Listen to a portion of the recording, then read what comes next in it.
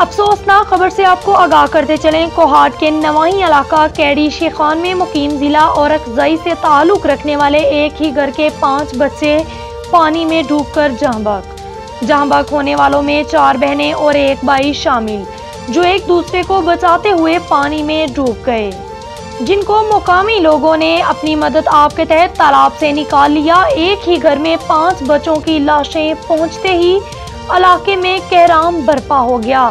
इलाके में सोग का समा, हर आंख अश्कबार, चीखों पुकार ने हर एक को रुला दिया।